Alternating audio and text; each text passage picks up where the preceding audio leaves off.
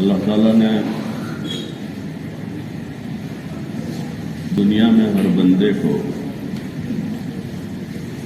کامیابی اور ناکامی کی دو راہیں بتا کر بھیجا اور دونوں راستوں کو واضح کر دیا۔ کامیابی کا راستہ اطاعت اور فرمانبرداری والا ہے اور ناکامی کا راستہ وہ خواہشات والا ہے۔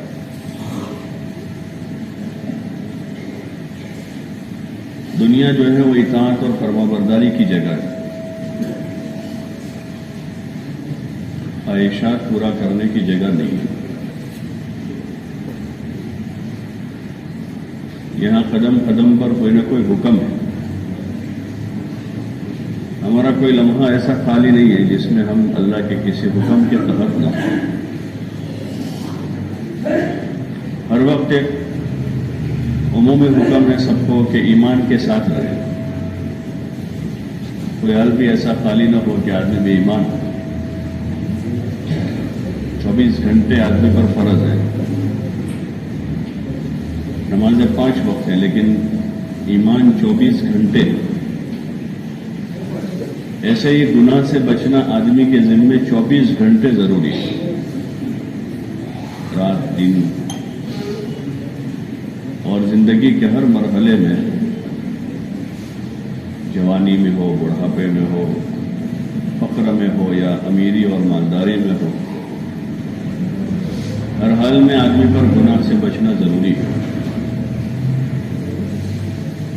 اور ہر حال میں اطاعت کرنا ضروری ہے۔ کسی بھی حال میں ہو اطاعت کے ساتھ رہے، نافرمانی نہ کرے۔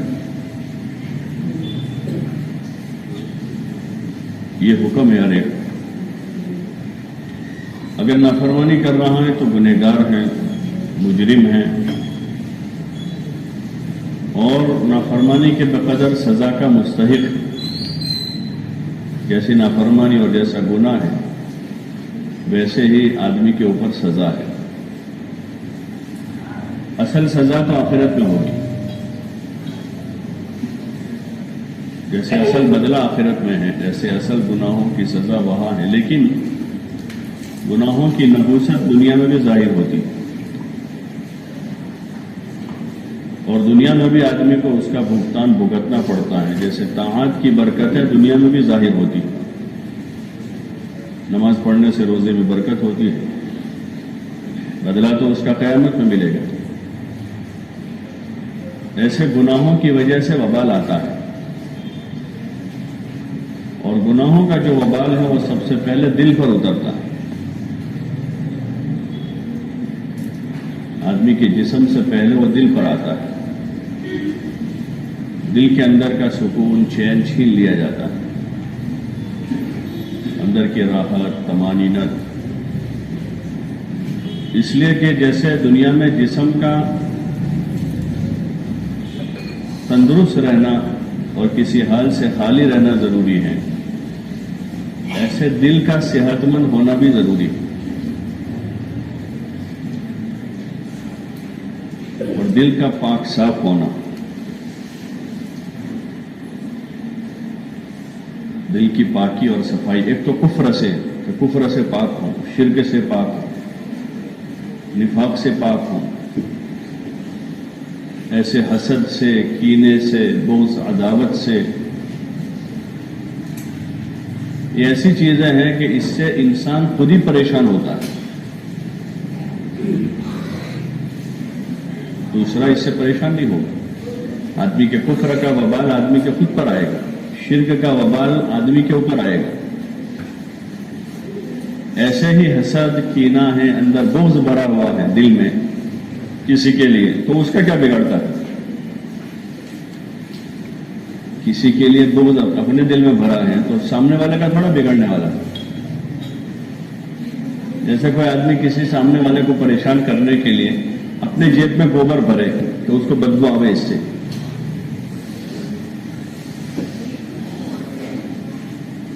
سامنے والے کو بدبو سنگانے کے لیے اپنے جیب میں گوبر بھر کے پھر رہا ہے تو خود ہی پریشان ہوگا وہ۔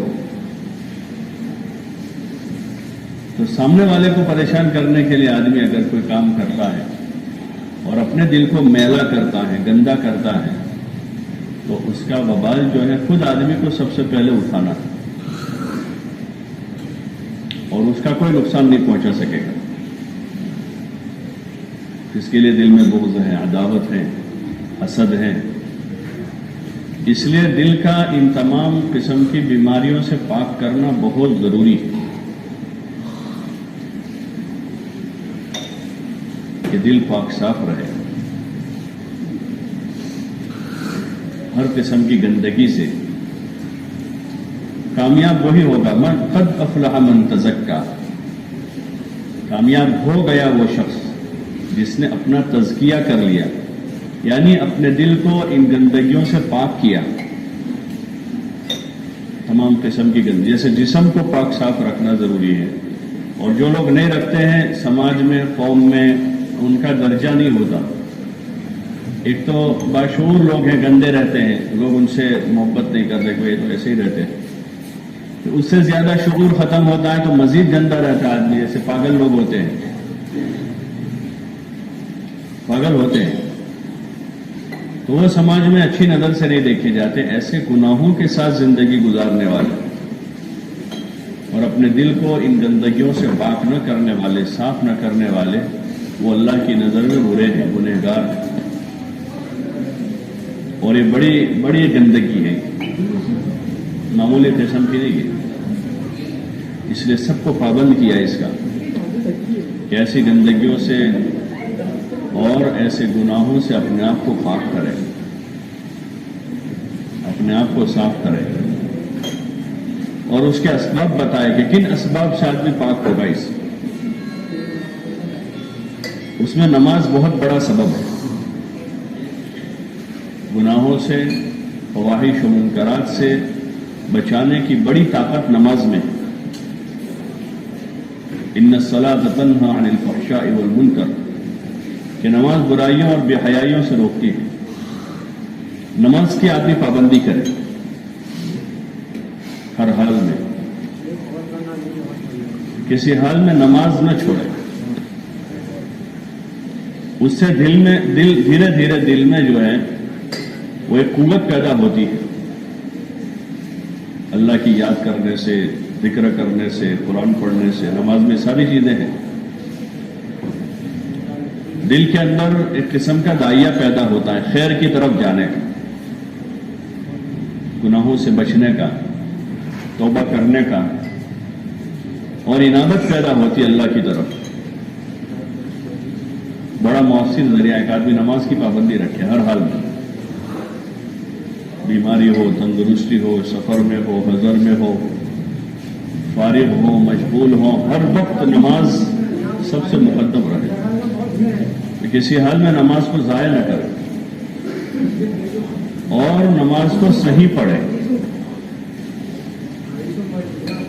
دوڑ بھاگ جو ہے وہ بچوں جیسے چھوٹے بچے آتے ہیں ان کو کوئی شعور نہیں، کچھ احساس نہیں، دیکھتے اللہ اکبر اللہ اکبر، پھر سلام پھر کے چلے وہ، کوئی شعور نہیں ہے، کوئی احساس نہیں کہ ہم کہاں ہیں. ایک عاقل بالغ مکلف کو یہ شعور ہو، یہ احساس ہو کہ میں دربار خداوندی میں ہوں، اللہ کی بارگاہ میں میں حاضر ہوا ہوں. کسی شادی میں جاتا ہے آدمی تو بن سنور کے ذرا اس احساس سے جاتا ہے کہ میں شادی میں آیا ہوں. یہاں اللہ کے دربار میں ہم آئے ہیں ایک شعور کے ساتھ، ایک احساس کے ساتھ کہ ہم بارگاہ خداوندی میں اللہ کے سامنے کھڑے ہوں گے. اللہ اکبر کہتے ہی آدمی دنیا کو پیچھے چھوڑے، تمام خیالات سے اپنے دل کو پاک کرے، جیسے تمام مشغولیوں سے اپنے جسم کو پاک کر کے آ گئے، سارے کام چھوڑے ہیں، ایسے دل و دماغ کو بھی یکسو کرے، حاضر کرے. یہاں یہ دھیان کرے کہ میں اللہ کو دیکھ رہا ہوں، یا کم از کم اللہ تو دیکھ ہی رہا ہے. اس استحضار کے ساتھ نماز کے ارکان کو صحیح کریں کہ تکبیر تحریمہ میں کہاں تک ہاتھ اٹھانے اور وہاں سے لا کر کہاں باندھنے ہیں. پھر رکوع کو صحیح کرے آدمی، سجدوں کو صحیح کرے، درمیان میں جو چیزیں پڑھنی ہیں اس کو پڑھے، جہاں خاموش رہنا ہے وہاں خاموش کھڑا رہے، اور ध्यान अपना जमाता रहे अल्लाह में। जब नमाज दुरुस्त होगी तो नमाज में ताकत है गुनाहों से बचाने की। नमाज में ताकत है कि नमाज गुनाहों से बचाती है, बेहयाई से रोक देती है, फवाहिश और मुनकरात से बचाती है। अगर नहीं हो रहा ऐसा नमाज पढ़ने के बाद भी तो नमाज में कमी है, कोई ना कोई कमी। एक नंबर गलत डायल होता है तो वहां जहां डायल करते हैं वहां नहीं जाता फोन, एक ही नंबर गलत डायल हुआ। 9 बराबर थे, 10वां बराबर नहीं। ऐसे क़याम सही, रुकू सही, सजदा सही नहीं है तब भी उसका असर जाहिर नहीं हो, तो उसका असर जाहिर नहीं हो रहा, गुनाहों से नहीं बचा जा रहा है। वजह यह है कि नमाज में कोई कमी है, उस कमी की तलाफी की जाए, उस कमी की आदमी तलाफी करे ताकि नमाज का असर जाहिर हो, और जैसे अल्लाह चाहता है वैसे आदमी पढ़े। हम अपनी चाहतों में अपनी मर्जी की पसंद करते हैं, अपनी मर्जी का खाना, अपनी मर्जी का लिबास। अल्लाह ने अपनी मंशा बताई है और अपनी मर्जी बताई है कि वो कैसी नमाज पढ़ना पसंद करता है। अल्लाह पाक ने हुजूर सल्लल्लाहु अलैहि वसल्लम को नमूना बनाया और आप अलैहिस्सलाम ने फरमाया, सल्लू कमा रअयतुमूनी उसल्ली, कि तुम ऐसी नमाज पढ़ो जैसी तुम मुझे पढ़ते हुए देखते हो। ये उसका हक है कि नमाज ऐसी पढ़ी जाए जैसी आप सल्लल्लाहु अलैहि वसल्लम पढ़कर बताइए, तो फिर वो नमाज अपना असर जाहिर करेगी, अपना रंग दिखाएगी, जिंदगी में बरकतों के दरवाजे खुलवाएगी, रोजी में बरकत हो जाएगी, जिंदगी में बरकत होगी, दिल में तमानीनत होगी, सुकून अंदर मिलेगा और उस नमाज में जी लगेगा, उस नमाज में जी लगेगा। हम जिसको फोन करना चाह रहे थे उसी को डायल हो गया तो आदमी लंबी बात करता है, 5 मिनट, 10 मिनट, 15 मिनट, 20 मिनट, आधा घंटा। और हम जिसको करना चाह रहे थे उसको डायल नहीं हुआ, दूसरे कहीं चला गया तो कितनी देर बात करेगा? बोलो ना भाई। आदमी जिसको फोन करना चाह रहा था उसको नहीं गया है, कहीं रॉन्ग जगह चला गया है, तो आदमी कितनी देर बात करेगा? फौरन ही बंद कर देगा, कहां भाई रॉन्ग नंबर लगे। ऐसे अगर हमारा सही डायल होता है, नमाज में सही तकबीर हो रही है, तो फिर वो नमाज पूरी करने का जी नहीं चाहेगा कि राब्ता हो गया अल्लाह के साथ। अब जैसा जिसका ताल्लुक है, कोई 10 मिनट, कोई 20 मिनट, कोई आधा घंटा, कोई घंटा। हुजूर सल्लल्लाहु अलैहि वसल्लम की नमाज का तरीका रात में रात भर नमाज पढ़ते थे। तो नमाज में जी नहीं लग रहा है, वजह यह है कि सही जगह नहीं जा रही है, अभी उसके अरकान और उसके खुशू में कमी है। इसकी आदमी कोशिश करे कि जी लगाकर जान खपा के नमाज पढ़े, जिसके लिए हम पैदा किए गए। पार्ट टाइम की चीज नहीं है फुर्सत, बल्कि इसके लिए फारिग हुआ जावे कामों से, सारे खाने पीने से, आराम से, सारे तकाज़ों को इस तरह तरतीब दिया जाए कि नमाज के लिए अच्छा वक्त निकाल सके और इसको इत्मीनान से पढ़ सके। जब ये नमाज बनेगी तो फिर जिंदगी जो है वो बदलेगी और गुनाहों की नफरत पैदा होगी। वरना आदमी 60 साल का होकर गुनाह कर रहा है, 70 साल का होकर गुनाह कर रहा है, 80 साल की उम्र हो गया आदमी गुनाह कर रहा है। अल्लाह पाक बेहतरीन रोजी दे रहा है, उसकी रोजी खाकर आदमी गुनाह कर रहा है और अपने हाथों अपनी आखिरत बर्बाद कर रहा है। इसलिए कोशिश करें कि अपनी नमाज को दुरुस्त करें, उसकी मश्क करें। ये सही, इसको कैसे किया जाए? जी लगावें। एक तो अरकान की सेहत है, किसी को बताकर सही करें कि भाई मेरा क़याम ठीक है, ये मैं हाथ जो बांध रहा हूं बराबर है, ये रुकू की जो कंडीशन है वो ठीक है कि नहीं है। और एक अंदर खुशू पैदा करना है।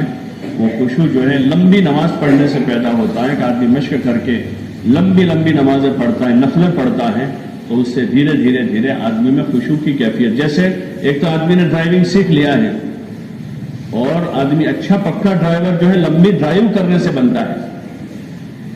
100-200 किलोमीटर गाड़ी चलाई उसने तो उसको मश्क हो गया, अच्छा मलका हो गया, स्टीयरिंग पर, ब्रेक पर, गियर पर اور ساری چیزوں پر اس کو کنٹرول ہوتا ہے کہ لمبی چلاتا ہے، تب جا کے اطمینان ہو جاتا ہے کبھی اچھا ڈرائیور بن گیا ہے۔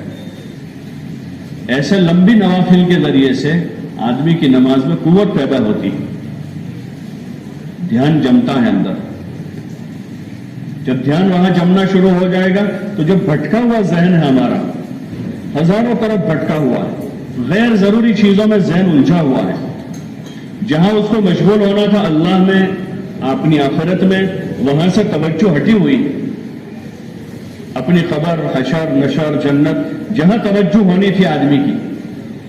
ایک ڈرائیور کو جانا ہے یہاں سے بمبئی کی طرف، اور اس کے ذہن میں سارے راستے، سارے اسٹیشن ایم پی کی طرف کے ہی آ رہے ہیں، تو الجھا ہوا رہے گا وہ اپنی منزل پر تیزی سے گاڑی نہیں چلا سکے گا، تو دوسرے اسٹیشن دیکھ رہا ہے، اس کے ذہن میں کچھ اور ہے، جانا کہیں اور ہے۔ ایسے ہمارے جو موضوع ہیں اس طرف رخ اور ذہن نہیں ہے، غیر ضروری۔ ابھی ہم دیکھیں، سوچے صبح سے لے کر ابھی تک جمعہ کی نماز تک ہمارے جو 6-7 گھنٹے گزرے ہیں وہ کن چیزوں میں گزرے ہیں؟ کون سا ٹاپک پر ہم نے باتیں کی ہیں آپس میں، گھر میں، باہر میں؟ کیا ہمارے موضوع تھے؟ اس میں سے اکثر 90% غیر ضروری ہوتے ہیں۔ غیر ضروری، وہ کیا کر رہا ہے، فلانی کیا کر رہی ہے، وہ کہاں جا رہا ہے، وہ کیا کھا رہا ہے، وہ کیا پہن رہا ہے، فلاں جگہ کیا ہو رہا ہے، جو ہمارے موضوع ہی نہیں ہے۔ ذہن اور دل جب اس میں الجھا ہوا ہے تو جو اصل انسانی تخلیق کا مقصد عبادت ہے، اس عبادت میں توجہ نہیں ہوتی، اور مزہ نہیں آتا تو پھر آدمی نہیں ٹھہرتا ہے۔ مزہ ہی نہیں آتا ہے تو پھر آدمی ٹھہرتا نہیں، اور پھر نماز میں جی نہیں لگتا۔ جب نماز میں ہی جی نہیں لگ رہا ہے، جو ایمان کے بعد کی سب سے بڑی عبادت ہے اور جو سارے گناہوں سے بچنے کا سب سے بڑا اور مؤثر ذریعہ ہے، جس کو اللہ پاک ارشاد فرما رہے ہیں، ان الصلاۃ تنہی عن الفحشاء والمنکر، کہ نماز برائیوں اور بے حیائیوں سے روکتی ہے، تو نمازی آدمی جو ہے مسجد میں بیٹھ کر بے حیائی کر رہا ہے۔ آدمی نماز پڑھ کے مسجد سے باہر جا کر بھی اپنی نظر نہیں بچا پا رہا، مسجد سے نکل کر آدمی ماں بہن کی گالیاں دے رہا ہے اور بے حیائی کے الفاظ بول رہا ہے، جس نماز میں طاقت تھی، لیکن وہ نماز صحیح جگہ اس کے ارکان اور اس کے خشوع کی کمی کی وجہ سے اور ارکان کی صحت میں ہونے کی وجہ سے اپنا اثر پیدا نہیں کر رہی ہے۔ اس لیے ضرورت ہے کہ ہم اپنی نماز کو درست کریں، اس کو وقت دیں۔ ایک مرتبہ ٹھیک کر لیں گے، ٹھیک ہو گئی تب وہ چلتی رہے گی، پھر اسی کی مشق ہو جائے گی، اور پھر وہ نماز ان تمام قسم کی الا بلا سے، لایانی سے، گناہوں سے، کبائر سے بچا کر ہمارے دل کو پاک صاف رکھے گی، دل صاف ستھرا رہے گا، اور اس کو صاف ستھرا رکھنا بہت ضروری ہے۔ اور اگر نہیں ہے تو جیتے جی صاف کر لینا بہت ضروری ہے۔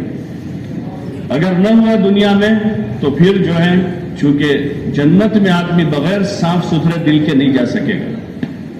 پھر جس لائن کے اندر امراض اور بیماریاں ہوگی، جیسے دنیا میں بیماری تو پھر اس طرح کا آپریشن ہوتا ہے، دوا گولی سے کام چلے تو ٹھیک ہے، نہیں تو پھر ایسی چیڑ پھاڑ ہوتی ہے یہاں۔ تو ایسے ہی پھر اگر دنیا میں آدمی نے معاملہ صاف نہ کیا تو پھر قیامت میں جو ہے جہنم اس کا آپریشن تھیٹر ہے، اور وہاں مدت بہت لمبی لمبی ہے۔ حدیث میں کہ ایک نماز جان بوجھ کر آدمی قضا کر رہا ہے تو 2,88,00,000 برس وہاں آپریشن تھیٹر میں آدمی کو ٹریٹمنٹ کرانی پڑے گی، 2,88,00,000 برس۔ ایسے اور دیگر قسم کے امراض آدمی لے کر گیا ہے تو پھر اس کی صفائی کی جو جگہ ہے وہ جہنم کی بھٹی ہے، اور وہ آدمی برداشت نہیں کر پائے گا، لیکن وہاں آدمی کو ٹھہرنا پڑے گا۔ اس لیے دنیا میں رہتے ہوئے ہر بندے کو چاہیے کہ وہ اپنی اصلاح کی کوشش کرے، دوسروں کو سدھارنے کی فکر میں زیادہ نہ رہے۔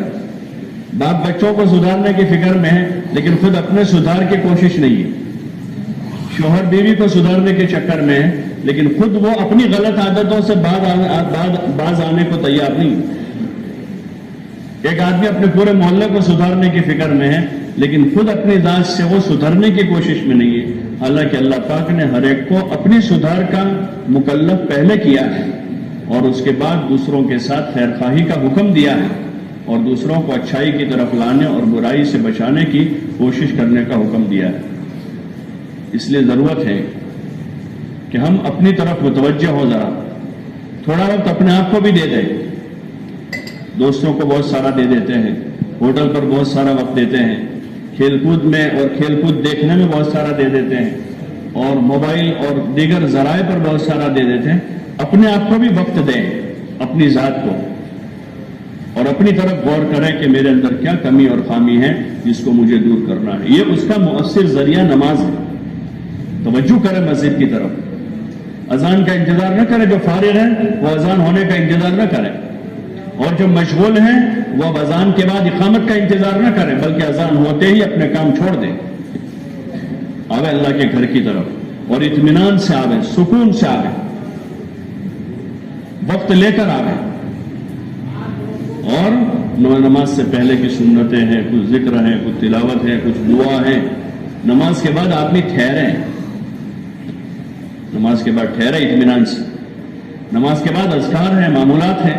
تسبیح فاطمی ہر فرض نماز کے بعد سنت ہے. ہر فرض نماز کے بعد ایک دعا ضرور قبول ہوتی ہے. فرض نماز کے بعد حضور صلی اللہ علیہ وسلم نے دعا سکھائی حضرت معاذ کو، اللہم اعنی علی ذکرک و شکرک و حسن عبادتک، اور فرمایا کہ اس کی پابندی کرنا، اس کو کبھی نہ چھوڑنا. یہ معمولات ہیں. اب آدمی سکون سے آئے تو ٹھہرے گا، اطمینان سے پڑھے گا، اور اندر وہ کیفیت ہی نہیں ہے. بچوں کی طرح ہے، جیسے بچپن سے عادت بنی ہوئی ہے کہ وہ امی ابا بھگاتے تھے وہاں سے تو دوڑ کے آتے تھے، سلام پھیر کے بھاگتے تھے. اب کیونکہ تھوڑا شور آیا ہے تو کسی کو بھگوانے کی ضرورت نہیں پڑتی، خود ہی آ جاتے ہیں. لیکن وہی عادت ہے پرانی کہ سلام پھیر کے پھر بھاگے. ایسا نہ کریں، اس کو عبادت بناویں. ہاں، اور اللہ کے سامنے ہمیں اللہ کے گھر میں ہیں، ایسا یاد کریں کہ ہم اللہ کے گھر میں ہیں، جو ہمارا بڑا مہربان رب ہے. اس مالک کے گھر میں بیٹھے ہیں جس کی مہربانیاں ہم پر کروڑوں ہیں. 24 گھنٹے اس کی مہربانیوں کے تلے دبے ہوئے ہیں. اور جو ہم کریں گے وہ اپنے لیے کریں گے. نماز پڑھیں گے، ذکر کریں گے، دعا مانگیں گے، تلاوت کریں گے، دین سیکھیں گے، کوئی خیر خواہی کی کسی سے بات کریں گے، تو کسی دوسرے کے لیے ہم نہیں کر رہے ہیں، وہ اپنے لیے کر رہے ہیں. یہ اس کا بدلہ ہمیں دنیا میں برکتوں کے طور پر ظاہر ہوگا، اور قبر میں اس سے راحت ہو جائے گی، اور آخرت کی ہمیشہ کی جو منزل ہے جنت، اس میں جانے کا یہ راستہ ہے. تو پھر جی لگے گا، اور ہر قسم کی لایانی چھوڑ کر آدمی اللہ کی عبادت میں مشغول ہوگا. اور جتنی عبادت اچھے سے اچھے آدمی کی ہوتی جائے گی، اتنے دل کے اندر کا فساد دور ہوگا، گناہوں کی نفرت دل میں پیدا ہوگی، طاعات اور نیکیوں کی رغبت پیدا ہوگی، اور پھر جی لگے گا، آدمی کا جی لگے گا. تو اس لیے آپ حضرات سے گزارش ہے کہ نمازوں کا اہتمام کریں. اہتمام صلاۃ کا حکم ہے. اقامت صلاۃ بھی ہے کہ اس کو قائم کیا جاوے، اس کی پابندی کی جاوے، اور باجماعت اس کو مسجد میں ادا کیا جاوے.